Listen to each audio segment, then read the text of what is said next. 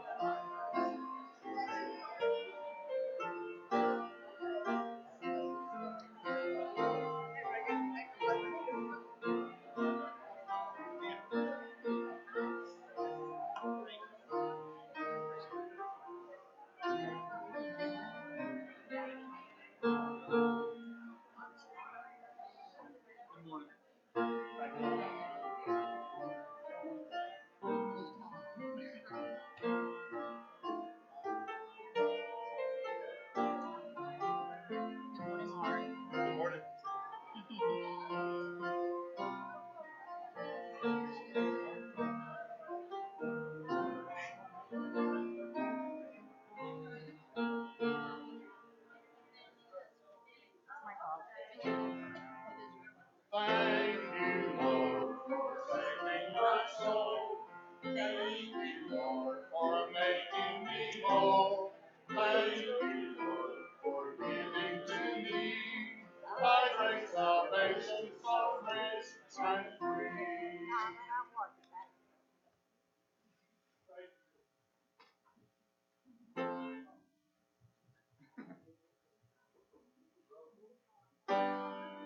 Praise God from whom all blessings flow. Praise Him, all creatures here below. Praise Him above the earthly hosts. Praise Father, Son, and Holy Ghost. Father, we're so thankful that you've allowed us to be here today together to worship you. We're thankful today, God, for not only what's going on in this place, but what's outside here, God, that we can go and reach to. And we just pray now that you give us the strength of boldness and the will, God, to understand what we need to do to reach those who are in desperate need of Jesus Christ. God, pour into our hearts today about the mission field. Let us see your spirit through, God. Let us feel your presence. And as we do that, God, may you be glorified through it all. In the name of Jesus Christ, I pray. Amen. Come, be thankful, we've all come. Raise the song of harvest home. All is safely gathered in, ere the winter storms begin. God, our Maker, doth provide for our wants to be supplied. Come to God's own temple, come. Praise the Son of harvest home. We ourselves are God's own field, fruit unto His praise to yield. We are tares together sown, unto joy or sorrow come. We are sent a friendly year, then the Lord shall appear. Lord of harvest, grant that we wholesome grain and pure may be.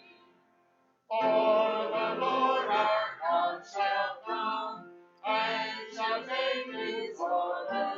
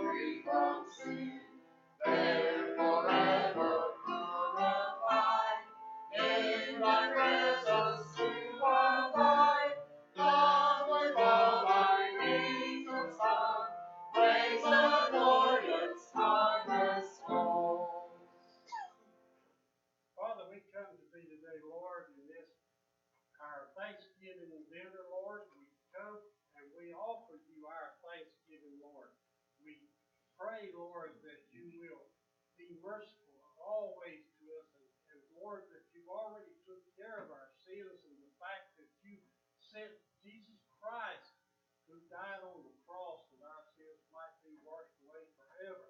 And Lord, that all we have to do is ask in his name, Lord, and that you will forgive us of all of our sins.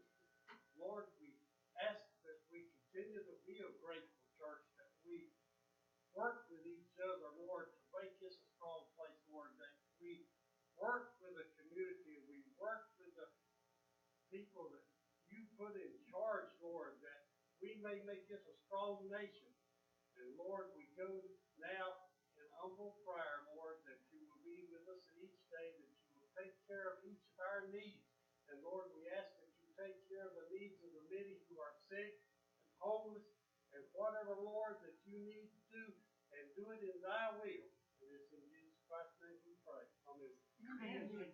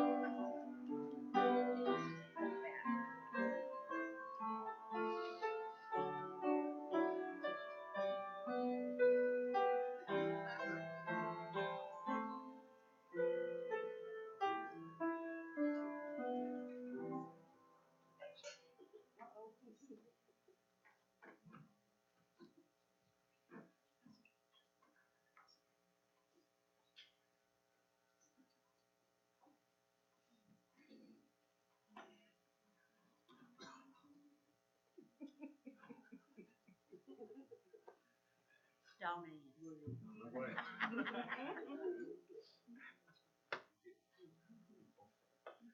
No trouble.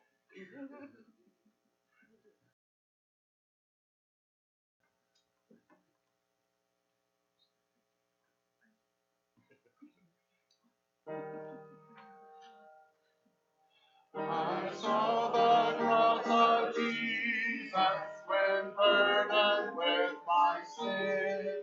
I saw the cross of Jesus to give me peace within. I brought my soul to Jesus. He cleansed it in His blood. And in the cross of Jesus, I found my peace with God. I love the cross of Jesus. It tells me what I am. A fallen, guilty creature, saved only through the Lamb. No righteousness, no merit, no beauty can I plead. Yet in the cross I glory, my title there I read. I trust the cross of Jesus in every time now. My sure and certain refuge, my never failing tower. In every fear and conflict, I'm more than conqueror. Living, I'm safe or dying, through Christ the risen Lamb. Safe in the cross of Jesus, where let my weary heart still rest in peace unshaken, till with Him there to part. And then in strains of glory, I'll sing His wondrous song. where sin can never enter, and death is known no more.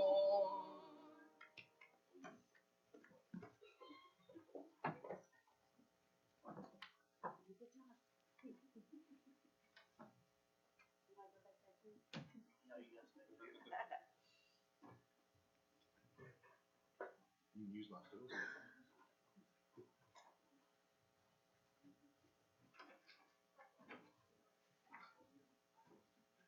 Is there anything there?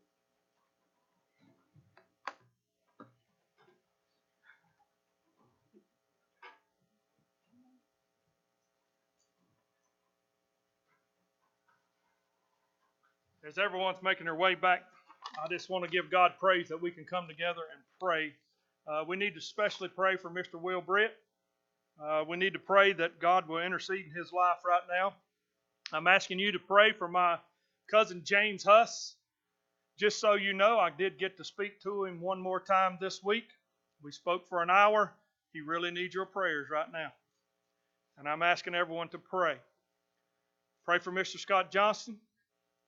Pray for him and his family. I look through and I find that we need to pray for the Root family. We need to pray God will just intercede in their lives and give them that peace and comfort that they need. You know, I'm thinking about things of the church and what goes on around us. If you look at this little list that we have, that's a small list compared to what needs to be prayed. So I'm asking everyone today, that's just a few. Ricky Mel, yes, thank you. Ricky Bell and Brian is in hospital in Lincoln now, just so you know. He's in ICU in Lincoln. He moved from Shelby ICU to Lincoln ICU. So pray for him. I'm thinking about Bobby Summey. He's still sick. Needs our prayers. Edgar and Corrine. I look around. We got empty pews everywhere. And most of that's because either they're sick, can't come, or there's something going on in life that we really need to pray for them as brothers and sisters. Judy Panther. It just keeps coming. So I want you to know this. God hears your prayers. And He answers prayers. I prayed about who would come today and speak for missions. God laid Pat on my heart. Come on up here, Pat. This is the lady right here. This lady can go anywhere, anytime. And she does. I just want to first say I'm thankful to God for you. Thank you. And your ministry. Because I know what this ministry does. It reaches past the walls of this church into a world that's in need. Just like we walked over to the store, wouldn't believe how many people would let you pray for them if you just ask. So not only does Pat need our prayers, but as you can see on our board, donations to help rebuild Ocracoke Island Church. That has dug deep in me.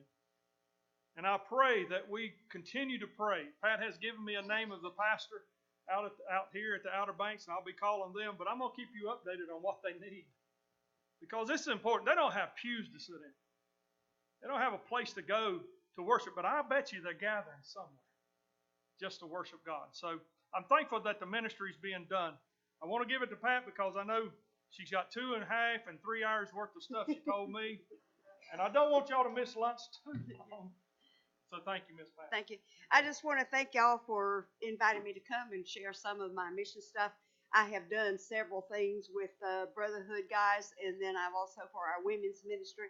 But, you know, I never get tired of telling you that I really appreciate my life and that God has given to me and that I am flexible enough to go and that I can be on the North Carolina Baptist Disaster First Responder team with the Methodist UMCOR First Responders and also with the Red Cross. So when I go to a place, I have kind of threefold purpose of going and I fit right in. And by the time I come home, I'm not real sure what I did, but I just enjoy sharing the glory of God and what we do. And ever since I've been started way back when, even old Dr. Maben years ago, he used to always tell us, something is better than nothing, and most of the time you don't have to say anything. It's your actions that shows Christianity and the love for God, and the people will pick up on that. So that's what I've tried to always think about as I've gone through my ministry. This morning I'm going to try to just share some kind of fun things with you about some of my missions. I know that everybody knows that when I go to a foreign country, the people are very poor. Most of them are barefoot. Some don't have clothes on. They're malnourished, but y'all already know that. But I'm going to try to share with you some of the things that makes life interesting and things that I always say that I come home with more educational growth from their culture than I took to them. So I just want to thank y'all for all your support over the years. And Pastor Keith told me I had to stop by lunch, so I'm going to try to kind of go by my notes instead of just talking because we'd be here at supper time.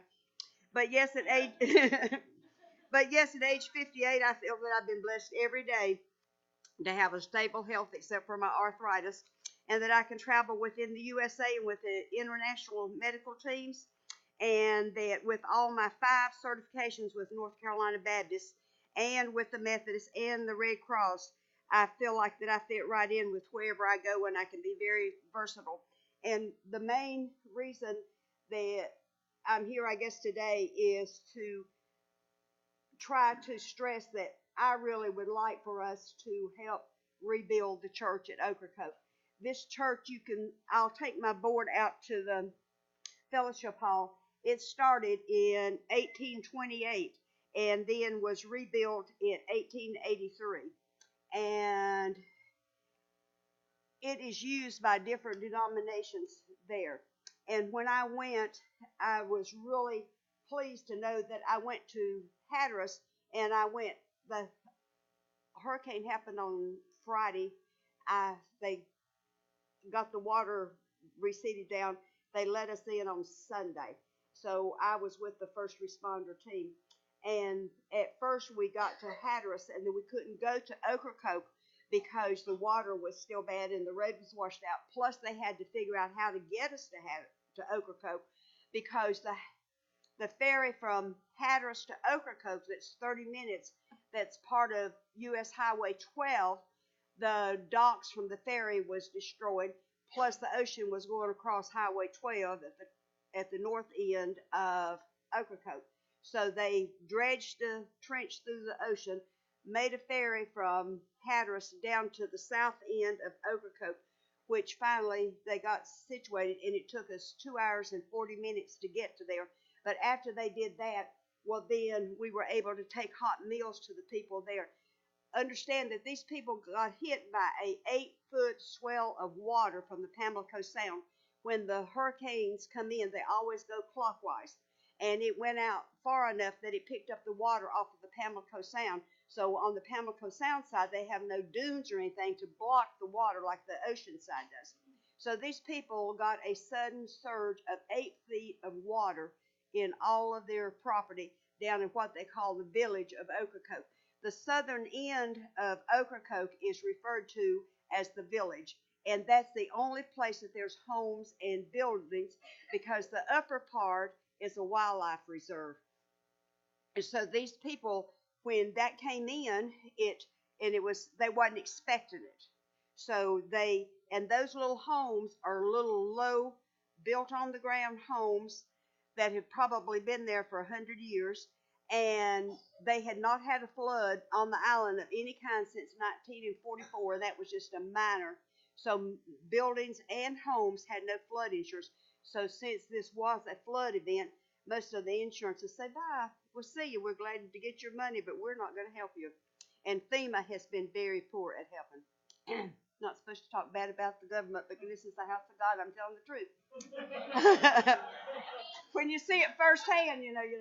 But anyway, we finally ended up, and with the Red Cross, they have these insulated containers that once you put the food in them, it saves for 6 to 8 hours, hot or cold. And so we were able to go on the ferry from Hatteras to Ocracoke 3 times a day, and we took 1,000 meals to the 800 people that were left there on Ocracoke. And by that time, there were a few other emergency type people that were there. And so the highway patrolmen said that that's the best time they had ever been fed. They were highway patrolmen from all over the United States that were there. And I kept thinking, oh, I sure hope I don't do anything wrong.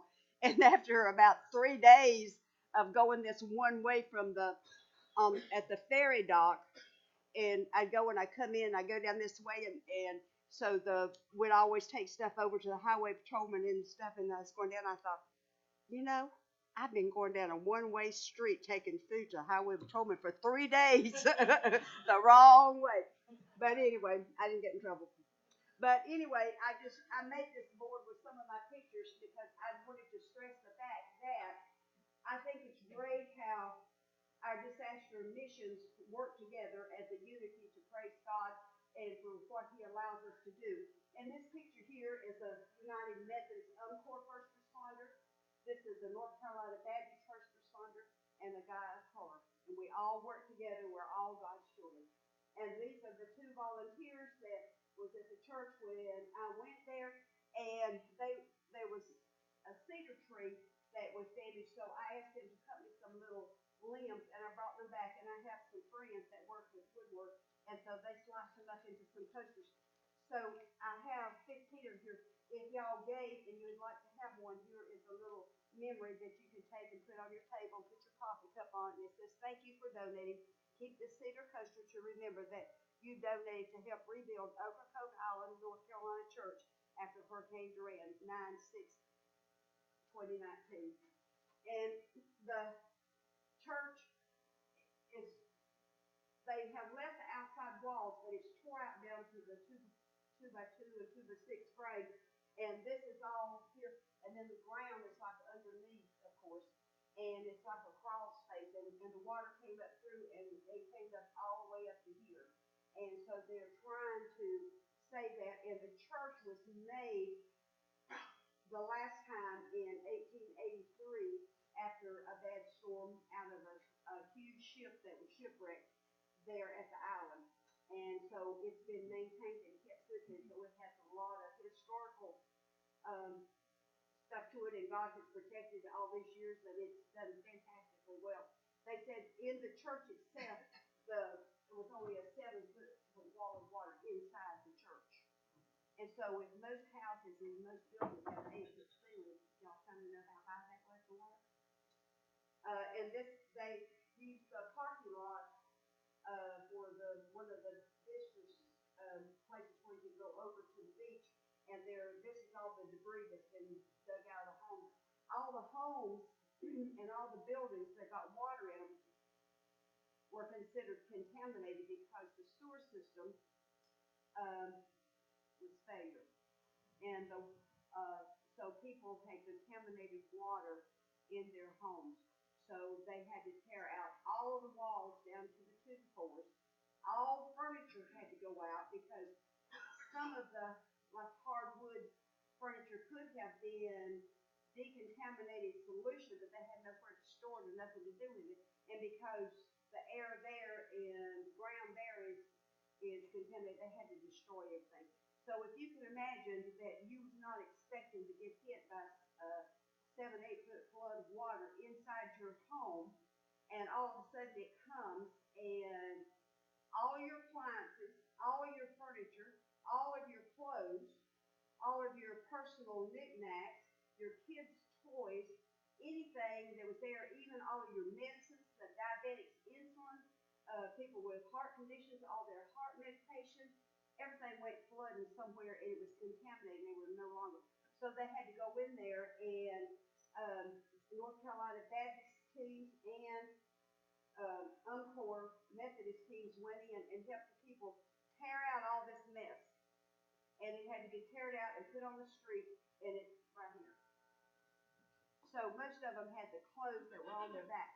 And because North Carolina Baptist couldn't get the equipment there that they normally take, like a feeding unit and a laundry unit and a shower unit, and the trailer for us to sleep in, because the ferry wasn't equipped to do that, and the roads were so bad and washed out they couldn't get off of the ferry to get it to a place to set it up, and had to wait for the water to recede. And so it was like a week later before the laundry trailer got there. So people who had clothes that could have been saved, they were with contaminated water, so by that time mold and mildew could set in, so they had to be destroyed. People's cars who were left in the village all got destroyed because the federal government says that you cannot restore any way, shape, or form a car that's been flooded with salt water. That's a new regulation. Plus the fact that it was the inside, the seats and the carpet and all this was contaminated with a lot of bacteria count from the contaminated water. So all of those had to be sent on a special car hauler off the island on the ferry to Elizabeth City to a special environmental car crushing place, and that was going to be destroyed. And I don't know how they were doing it. All I know is that's what they told me. And so all the cars were there. There were like 800 people left on the island when it happened, and those people just really suffered. They thought they were going to drown, and they thought they were going to lose their life because nobody ever expects to have an 8 foot of water in your home. And it was just real sad. People climbed out, and when they realized it was coming in and was rising, and climbed on the roofs of their homes. And so the firefighters, of course, the firemen stayed there, and they took their little blow-up boats and went around and got everybody off the roofs and all this kind of stuff. And it's just really, really sad. But at the church, the cross stayed standing, and you know, we all have read things in the paper and seen on TV where a home burned, and the only thing that didn't burn was God's holy Bible. So, you know, God looks after us. And of course, you know, I didn't go as a medical person to treat visitors. I went only as a medical person to care for all of the disaster teams. And this lady bumped into something and lifted this hole in the leg, and I had to fix that. But we took over hot meals over to Overcoat. We took 1,000 3 times a day, and we still serve 9,000 meals 3 times a day on Hatteras. And it was just amazing, you know, that God provided a way, and they were saved, and there was no lives lost. There was one man that was evacuated on Saturday night after the flood came on Friday the 6th, but he was a heart patient and probably should have been evacuated before then. But the helicopter came and got him. Anyway, I love this little thing right here. That this is where we stayed on the floor in the first place. Was at Cape Hatteras Baptist Church, and it says, "Hug a disaster relief volunteer. They respond well." So anyway, I appreciate y'all for donating to Overcoat Church, and I am planning on going and meeting a girl who is a chaplain who lives down by Rocky Mount, and she's doing the same thing I am, and we will be I'm going to meet her on the 16th, and we're going to be going to Overcoat and presenting them the money at the church, and then presenting them the stuff at the school. And her church has adopted 2 families from the school. Apparently, a lot of problem with people not having any money at Ocracoke right now is they kind of live day to day depending on the tourist. And a lot of those young people who are there who have children in school are what they call day workers. And so they work so many hours at this restaurant, so many hours at this place, so many hours at this tourist place. The guys work with the boats and different things on the island, and they get paid cash each day. And the way they can do that under the law is, and the businesses are legal to do this, if they only work so many hours a week, they can pay cash for them as day workers, and they don't have to pay any Social Security or anything, but they've got no benefits, no nothing.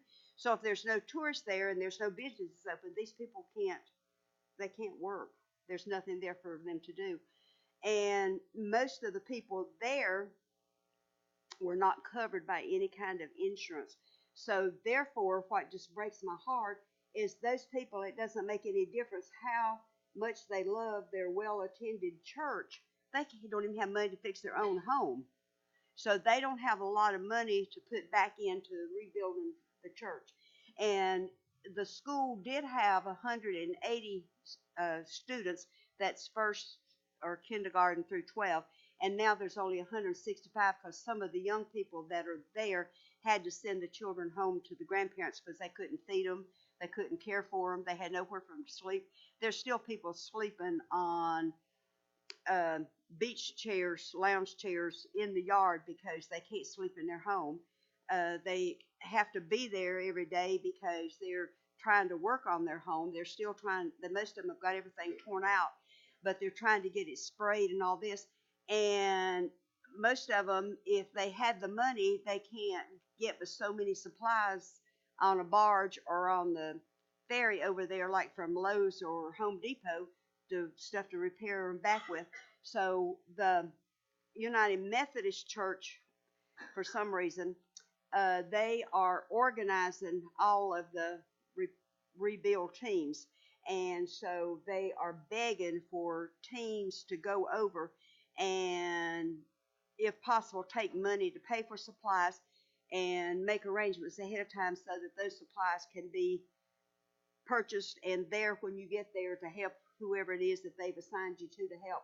And those people over there, when you are a boatman on a fishing boat, you don't really have any carpenter skills. And, you know, you do good to change the light bulb when your wife says, honey, you didn't do that, you know. So, and the women, you know, they, you know, just the way they've been brought up. If you've not been brought up like most of us grew up on a farm and we're fairly skilled with everyday stuff, you know, and we know what a hammer and a nail is. Some of those probably don't even know what a hammer and a nail is. I mean, it's sad to say that, but that's just the way it is. So that's why they're in such desperate need. It's just a real sad situation. But the laundry units were there. They stayed open 24 hours a day. They did laundry for the people, but they couldn't accept the stuff that was really contaminated, that had mold and mildew. And even what they did do, they put that Shockwave, a certain amount, they had the formula in the water to kill that. And then after they spun it through with that, well, then they did baking soda and vinegar. And that was to help kill the bacteria and the mold.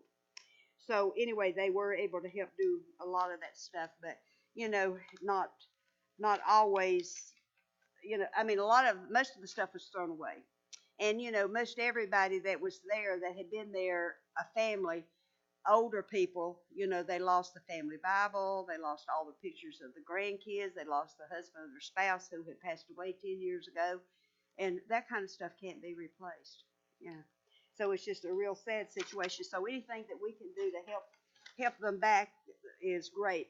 And I want to thank you for the book bags, and I already have been collecting some other things from other places that I can put in the book bags, and I was fortunate to receive enough Lance crackers, Nicots, and some other kind. I've got 3 kinds of crackers that I can put in that. I also have the little individual packs of Kleenex that I can put 3 in each book bag, and a social worker from Forest City came down yesterday. She did her internship as a social worker at White Oak when I was there, and so her husband is general manager at a bank in Chesney, so he always gives my potpourri stuff to his ladies for Christmas. So she came and picked up her order of stuff yesterday, and she belongs to Caroline United Methodist Church, and she asked me if I mind if she asked her church to participate and help us. And I said, no, ask all of them if they will help you. So she said that she's sure that she sent me a message and said that she's sure that she talked to the pastor. So, you know, they always saying, you know, watch what you ask for, but you're not going to get it if you don't ask. So that's good. But anyway, the school has been divided into 3 different age groups, and they're meeting at 3 different locations. And so they're not real sure what's going to happen to the school and how much is going to be able to be real back and how much is going to be torn down. But they're having a lot of the homes and a lot of the commercial buildings, the foundation is floppy jawed. You know, it slid off. So those cannot be repaired. Some of them can't be redone, so they're just totally demolished. And so I saw a video last night of one of these things with the big bucket that was tearing down this big house, and everybody was responding on Facebook, oh no, that's where my family always stayed for 20 years. They can't do that. Well, I'm sorry. But anyway, I plan to go back the week of the 16th, and I'll be taking stuff down. So if anybody wants to talk to me about anything else other than your wonderful donations, well, I'll be glad to put in my car what I can get in. And I'm going to be picking up Susan in Rocky Mount, and she's collecting stuff. So we may have to rely on the outside mirrors of my car to get there. But I also have one of those little racks to put the beach chairs in to keep the sand out of the car. I could put on and put a couple of Rubbermaid containers back there if I need to, so I'm not real worried about it. It's real difficult for me to attempt to try to tell y'all about some of my most important missions in this 1 hour time frame that I have to have so we can all go eat lunch. But I wanted to try to tell y'all that some of my most rewarding things that I've done, and for some reason, most of my rewarding missions have been here within the United States. I went to Montana 2 years ago, and I stayed on the Blackfeet Reservation with the Navajo Indians, and I learned so much about their natural cultural life and the ways of life that reflect the simple natural ways of living off the land that God has provided for them. They are very spiritual folks. The Navajo language only had 100 words, as their material possessions are very few and only words were needed for what they had. During the ceremonies, they do not speak words, they only hum sounds. And during the ceremonies, they always sit in a circle to be equal to each other. The circle has a very significant symbol of unity, which life revolves around. We are all equal. No one is in front of you, and no one is behind you. God created us all equal. During the circle ceremony, there's always a fire in the middle, and the purpose of the fire is for smudging. Smudging is burning of white sage, and it's known to be the only pure herb available and a sign of purity, and it is not a religious act. The smoke thought to be to clear the air of negativity and to increase the alertness. They use the abalone shell as a bowl, an only natural bowl made by God. And I got this when I was 19, and I dove off a cliff in Acapulco with the youth team and got this out of the ocean. So it's very old. But anyway, this is an abalone shell. And they have this I brought back from the Navajos. They gave me this. And this is what they do with the sage. And they set it afire and they burn it and they put it in the bowl to burn. And they use a eagle feather to fan it. And to fan it, they say that the eagle feather is used to fan the smoke, to scatter it into the air, and the feather represents honor, courage, and strength, wisdom, and freedom. So what they do is they go like this, and they feel like that gets it all the way through. This little feather here, I went to the Aleutian Straits out from Anchorage, out by the Bering Sea, as a nurse with a building team one time, and the eagles every morning they were roosting all over and their feathers were dropping down, and it's $1,000 fine if you get caught at the airport or somewhere with an eagle feather. But if the Aleutian Indians give you a feather and you have a note saying that it's a gift from them, well, then it's okay. So we had our notes and we all put them in our Bibles, and I still have it and I treasure it. I tell everybody that I'm sure I'm the only person in Cleveland County that legally has a feather.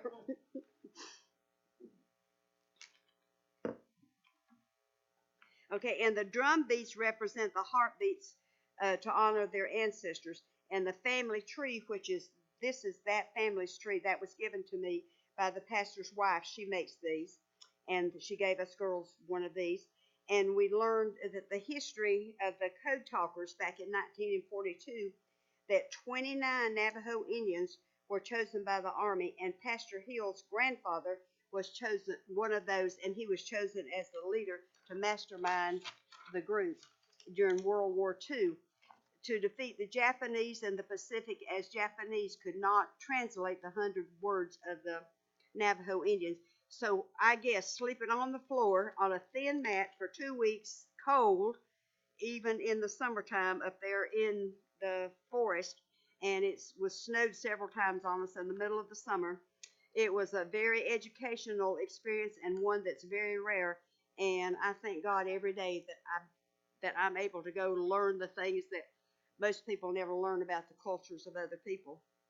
And then I went to the Lake Lure Fire, and up there I went as the medical person to care for the team members, and the many fire departments from all over the West Coast was here to help us, as y'all remember back then.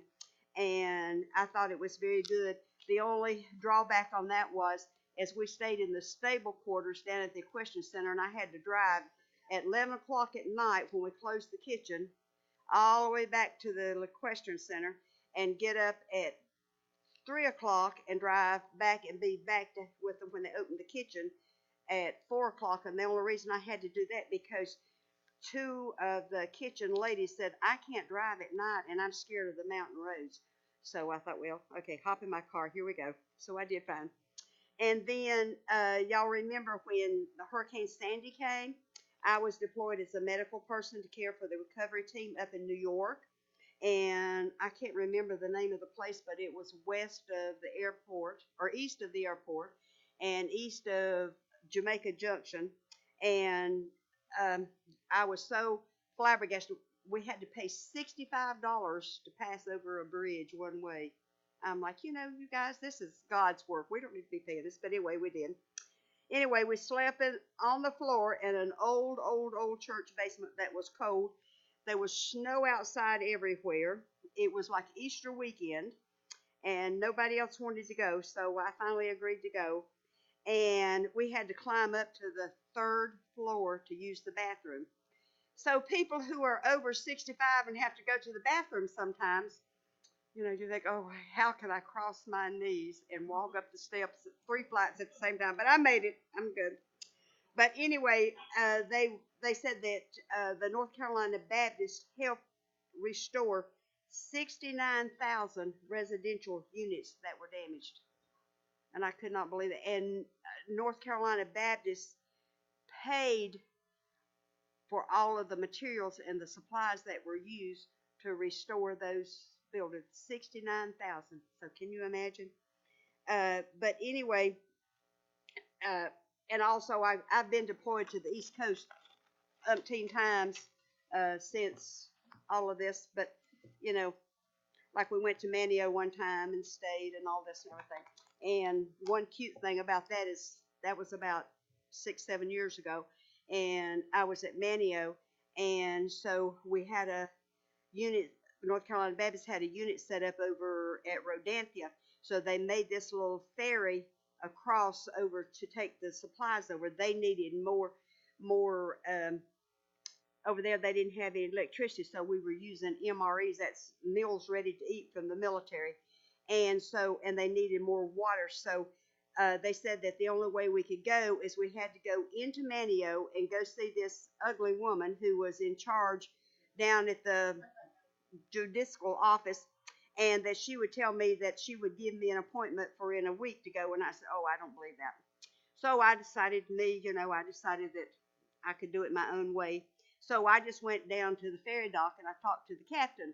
And, I said, hey, we've got a unit set up over there. We need food for the people over there. We need water over there. Why do I have to go see that ugly woman who's going to tell me I can't go till a week? He said, just come and see me in the morning. I'll let you go. So I go back and we load up my car with all the water and all the stuff. And I go down. And so when I get to the first group of guys who are loading the ferry, he said, can I help you, ma'am? And I said, well, I talked to Captain, whatever his name was, and he told me I could be on this 10:30 ferry this morning. He said, okay, but you're North Carolina Baptist. And I said, yes. And he said, well, my regulations are that I can only let first responders go. And I said, well, North Carolina has first. Yeah, but I'm talking about like the UMCOR first responders and the Red Cross first responders. The UMCOR is the Methodist first responders, and Red Cross. I said, oh, well, that's okay. I have 2 of them cards too for credentials. So we took all the stuff over under my Methodist badge that was loaded with North Carolina Baptist stuff. So we all worked together, you know.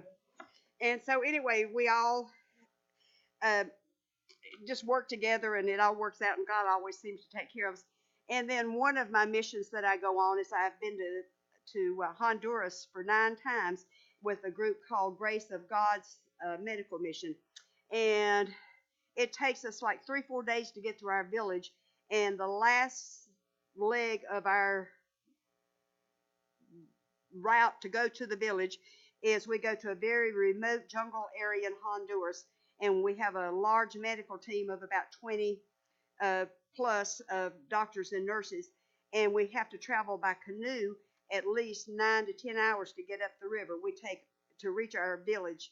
And we have no electricity when we get there. We have only the water in the river, and we take Sawyer filters to filter our water, and we bathe in the river, and we have to take all of our food, and of course we have no refrigeration, so we do well to have good beans and rice. And we sleep in little old thatched roof structures under mosquito nets, and there's lots of scorpions and lots of tarantulas and lots of spiders and other creepy crawlers and poisonous snakes. But you know what? God's always took care of me, and I feel good about that. Anyway, we provide good medical care, educational to the people about their diseases.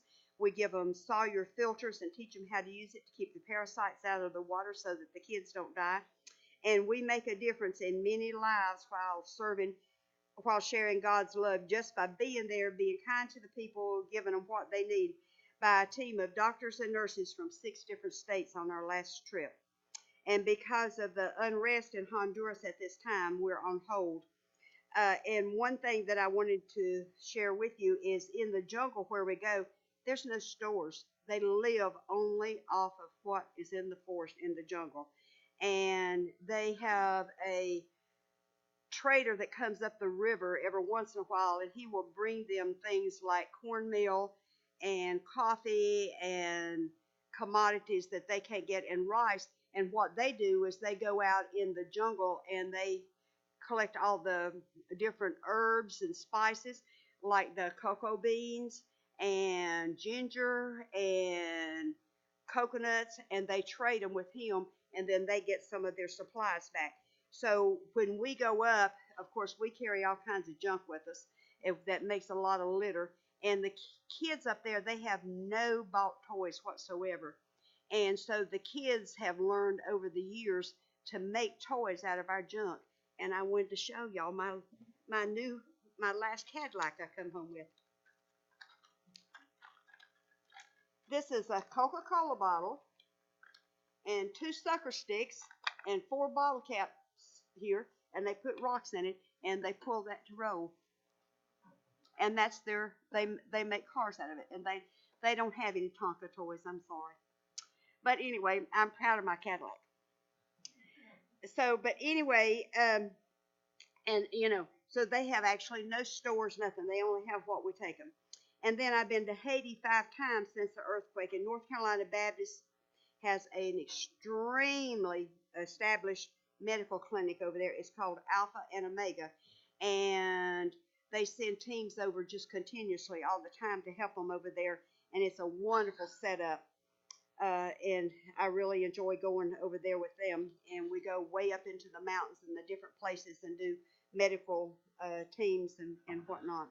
And then I have been to Armenia and to a very remote area down by Azerbaijan, and where all the people are very poor, they're very needy.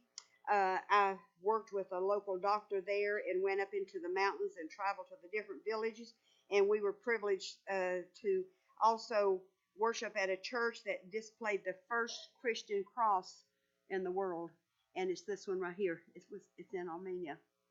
So we all were presented with a replica of that. And then one of the times that I was just real leery about going, and I even called my sister Pam and said, "What do I do?" And she said, "Just do whatever God thinks you think God wants you to do." They called me and said that Leyte Island in the Philippines had had a bad typhoon, and that the whole island, Leyte Island, was under 30 foot of water, and that they were wanting to send a medical team. So they called me from Cary from the North Carolina Baptist office. And so I told the guy then that was in charge of the disaster teams, I said, "I know that John is our team leader, and he is a retired full bird colonel of special forces, and he always looks after me." I said, "But I'm not sure John can look after me to go there. I don't think I can keep up with it." He said, "They say if you'll go, they'll carry your bags, they'll take care of you, and they'll even carry you if you'll just go." So I said, "Well, okay." So I went, and so we went as the first team out of the United States, and it was about 4 or 5 days afterwards, and we went on a military plane, a DC whatever, and when we got there, they throwed our bags off of the airport, the runway, which was tore up and was awful landing, but they throwed them out in about a foot of water, and I thought, well, I'm sure glad I got Columbia wear clothes in there that I can wear that anyway. But it was really good, and we slept in a church that was damaged, and we slept on the floor with a little old thin sleeping bag for 18 days, and all we had to eat was the MREs, the military, and we took that with us. And we carried over. North Carolina Baptist paid American Airlines to get it to the Philippines. Um, a water filtering system. They paid $10,000 to carry all of this big heavy equipment over, and they filtered the water for Doctors Without Borders Hospital over there. And so then that's how we got our water, was from them too. And so, some of those things is just really, and when everything was flooded and things were flattened and nowhere to stay, and the church you're staying in has like no windows left in it, and it's leaning to the side, and you're thinking, okay, is this going to fall? How well is this concrete going to hold me up? But you just think, well, God's took care of me all these years. God sent me over here. It's His business to take care of me, and I've been very blessed over the years. And then I have been to Brazil, and I've been on the Amazon, and we did a medical team that was on the river, and every day we went to a different village. So we took our hammocks, and we all had to go to REI and buy a hammock that had a mosquito net. And so every night we would sleep as the captain of the boat took us down the river, and we'd swing back and forth. And y'all, that was absolutely fantastic. That was just, to think, and you could look out and you could hear all the wild birds and all this stuff. You thought, I think I'm with Jacques Cousteau. I think I'm on TV. But those are the kind of things that you could pay thousands of dollars and go on a vacation and take cruises. But the things that I have seen and done, you would never see on those kind of things. A lot of times people will say, "Why don't you use your money and go on a cruise or go on vacation and rest?"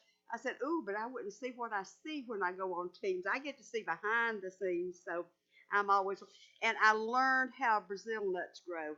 I didn't know that I have one of them at home, but I didn't bring it.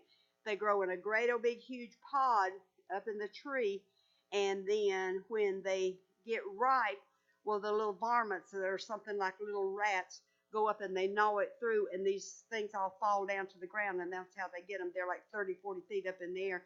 And that big old round thing in my china closet, that's a Brazil nut. It has about 50 in it. And so anyway, then I've been to Puerto Rico 3 times since the hurricane Maria, and North Carolina Baptist has provided the teams there and paid for all of the materials. And the last update about a month ago was that they had replaced over 300 roofs, and North Carolina Baptist pays for all of it. And they've sent teams over, one right after the other, and they have done all of the repairs on these homes. And when I was there was right afterwards, and right after the flood, and That's where some of you saw the things when we looked like we had hazmat suits on and was all just, anyway, they dug out all of the nasty stuff out of the house and tore it down to just the walls. And believe it or not, there's still a considerable amount of homes in the outlying rural areas that are not repaired. They have a tarp or cardboard or tin or something for a roof, and they have no water and they have no electricity, and they're just doing the best they can. And I'm not real sure. I don't do a lot of the legal stuff, even though I have a certification with admin and logistics, and I'm on the administrative staff. North Carolina Baptist, when I was there right after all this first started, Galen and Moss and Richard came over, and they met with the governor over there, and he said they could come for 18 months, and that's all he would sign for them to come. That 18 months is up the 31st of December. So North Carolina Baptist will be pulling out. So I guess those people over there are just going to get poorer and more misused. And I cannot believe that Puerto Rico is supposedly kind of part of the United States, and that their government is so cruel and so crooked and steals from the people and treats them so badly, and we can't do anything about it, or we let them get away with it. I found out personally that they said that FEMA and the United States government sent over 50 containers that had a generator and a lot of supplies in it, and was a generator that they could charge their cell phones. And they also sent over, like beans and rice and pots and stuff that they could cook on outside the way that a lot of them do anyway. Anyway, there was 50 boarded up containers that went over, and they had designated 50 different places in the bad areas that was hit on this end of the island, not the island next to the United States. And so those came in on a barge, and each of the 50 containers that went over was supposed to be given to a pastor that was designated for like one in each little community. And that was supposed to be a community care center. People could come, they could eat, they could charge their phones, they could get whatever was in that container and stuff. And it's my understanding that over half of those containers never got to those places, to the pastors. And it was told by me by someone who is of authority, and I believe that they are really okay with it, because it was the pastor of the Baptist church where we stayed. She said that the government confiscated those things and sold them to their rich friends or the people, and then they sold them to other people, and those containers never got. But the United States government couldn't do anything about it, and I just think it's terrible. Anyway, okay, and now I've been to Kenya like 5 times on medical teams, and those people over there in the areas that we go to are very poor. We also have, the Methodist has an established clinic over there. We also have a school that's the kids stay at 24/7, and we built it, and they were all orphans picked up off of the street. But the last time I was there, I stayed for 3 months, and I traveled all over Tanzania and Uganda. And over there, a nurse can get away with going into a village and doing a medical clinic, because we're not really doing anything real heroic. Most of the time, you're only taking medicines that you could go to Walmart and buy anyway. But we do take antibiotics and stuff like that, and some fungal creams, because they all got scabies on their bodies and all this kind of stuff. And so I stayed 3 months, and I traveled all over Tanzania, Uganda, and Kenya, and did clinics for 3 months. And one of our liaison guys over there, his mother is a retired school teacher, and she speaks English very well, and was my translator. And I stayed at her home up in the mountains in Mount Kenya, and she went with me, and we did fantastic, and we had a driver.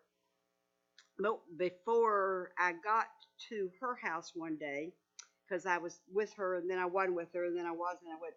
But anyway, we were staying at one of the missionary houses, and so somebody came and said that Obama's grandmother, who lived not far away, was very sick, and they wondered if I would come and see her. And I'm thinking, hey, I'm no doctor. I ain't going to see the president's grandmother. And so they said, well, that she had a fever and she was coughing and all this stuff. So I thought, oh God, please look after me. So anyway, I went to see her, and so I found out from her grandson that she had never taken any medicine except homeopathic herbal stuff. She'd never had any USA medicine. So I thought, Lord, what if she's allergic to it? But anyway, they took down my name, took down the number out of my passport, and I thought, well, I'll be under the jailhouse. I'll never even see the jail room, much less the airport to go home. But anyway, over there, the people that have never had any medicine, we only give them about a fourth of what we normally would give the people here because they have no immunity built up against the antibiotics like we are. So anyway, I treat her, and so then about 3 days later, when I was up in Uganda on the border, they sent word to me through the pastor of the church there that she was doing well, and she had invited me to come back and stay a few days at her compound. Well, my schedule was such that I couldn't go. But anyway, so then after I did the medical clinic there where I was and finished that day, well, they said that we couldn't leave. We had to stay for Sunday morning service, and I couldn't figure out why. And so my driver said, Pat, we cannot leave. We have to stay. I'm telling you, I have to get you to that church. It's been my orders. And I thought, well, what difference does it make, So anyway, we went, and they had this special ceremony, and I didn't know how to react. But anyway, it happened anyhow. But this right here is kind of messed up now that I moved it. But this is Obama's grandmother. And so the people of the village gave me this, and it's called the TIGO, and it's an honor ceremonial collar that is only given to like kings and queens and real important people and all this.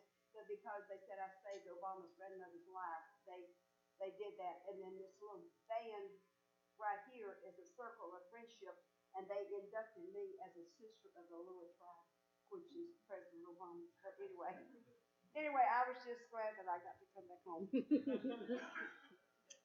So, but anyway, we have lots and lots and lots of stories to tell. And so anyway, I don't know time-wise, how are we? We're okay. Oh, I'm good. But anyhow, I just wanted to tell you that I appreciate all that you do for me. And I would just like to say that if you'll please bow your heads, I have a little prayer I want to repeat with you. God blesses us with humble hearts, and that we remember we are all God's children, that we may share God's love with everyone, that our actions of caring will enhance God's way of life for all. Guide and direct us as we attempt to serve others in the caring way, that we make a better difference in the world, and that in many lives while we are sharing God's love, we also know that we are reinforcing our commitment to God to serve others. Thank you, God, for allowing us to serve and me just to be me, to serve others. Amen. I want to thank you. And those of you who contributed, because I don't have enough for everybody, I have some more of these like that Pastor Keith had. I have 15 here, and I would like to share them with you. And it says that thank you for donating. Keep this cedar coaster to remember that you are donating to help rebuild the Ocracoke Island, North Carolina church after the hurricane. And I want to thank you.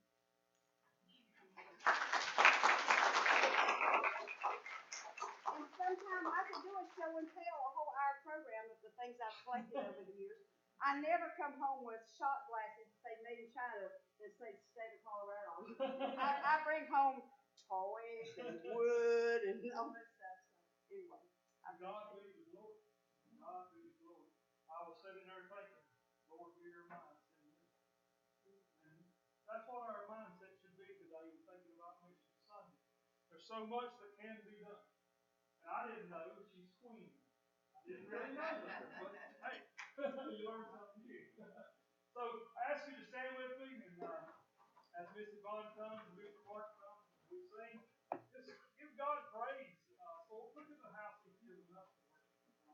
We're talking about an island that is missing everything. We're talking about a people that's missing everything. We're talking about people around the world, different countries that are in the same situation. Yet they're so thankful for so little. We just thank God that we are able to reach out. God has given us a mission field, not only here at home, but around the world. But as we reach into the mission field, understand that these book bags, they do have some materials in it. They'll be put to good use.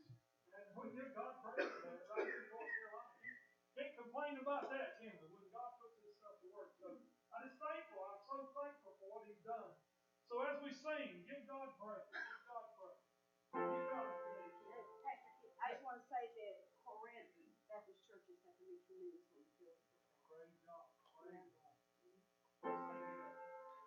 O soul, are you weary and troubled? No light in the darkness you see. There's light for a look at the Savior, and life more abundant and free. Turn your eyes upon Jesus, look full in His wonderful face, and the things of earth will grow strangely dim in the light of His glory and grace. Through death into life everlasting, He passed and we follow Him there. Over us sin no more hath dominion, for more than conquerors we are. Turn your eyes upon Jesus, look full in His wonderful face, and the things of earth will grow strangely dim in the light of His glory and grace. His word shall not fail you, He promised. Believe Him and all will be well.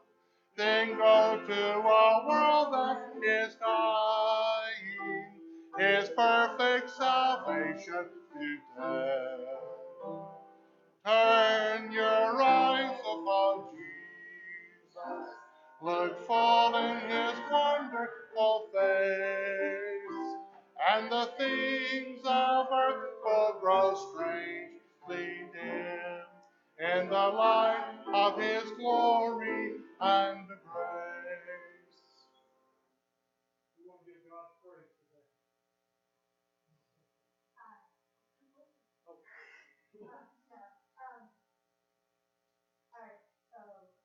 I like to say,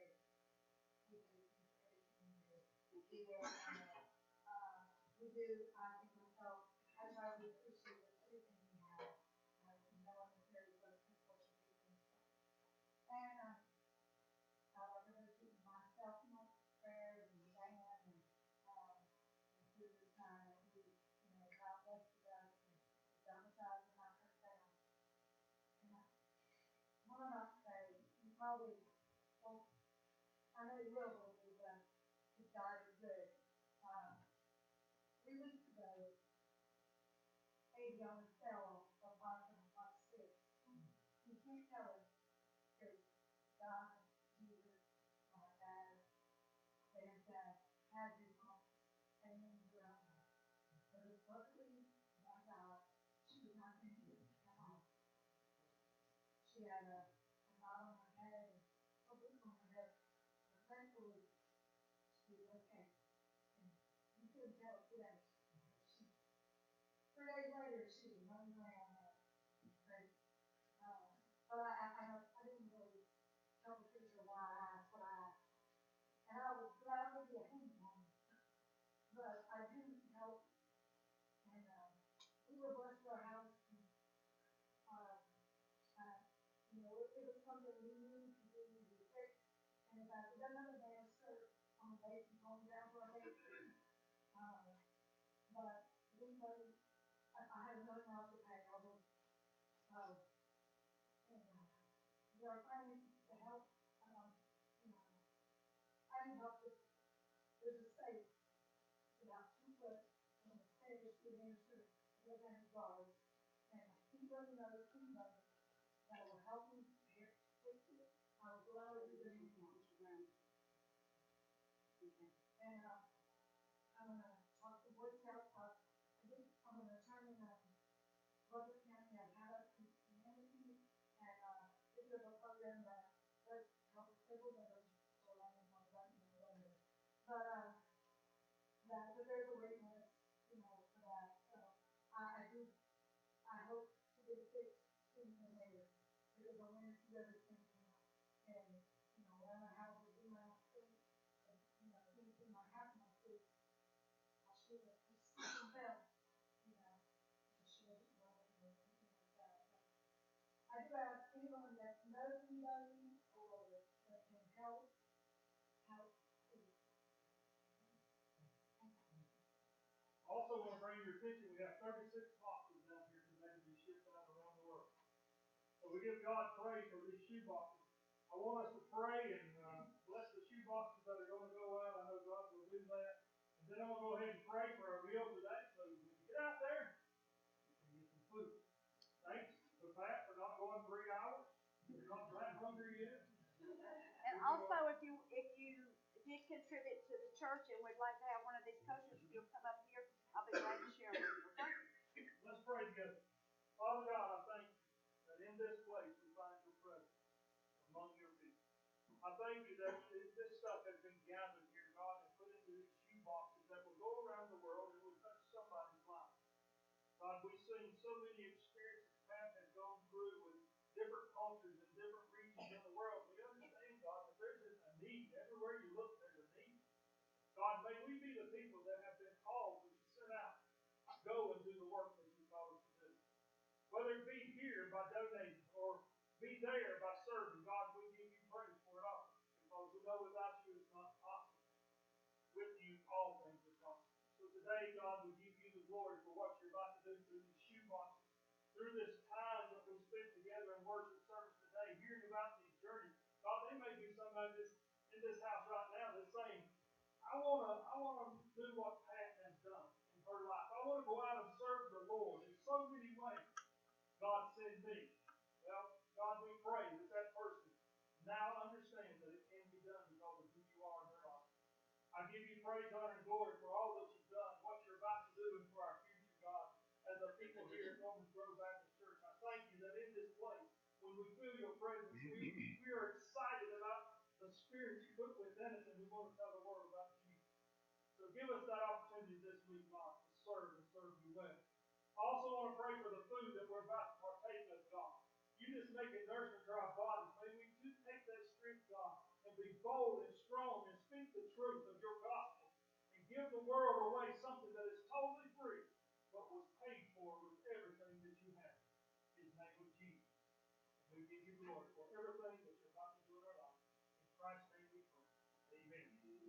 Let's go fellowship together and have a good meal. Yeah, Pastor Keith, I think this was yours. Oh, thank you.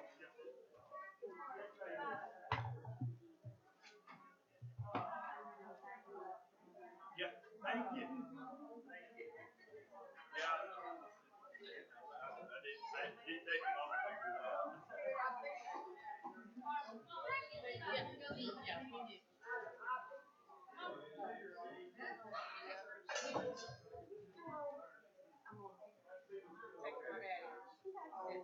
One story.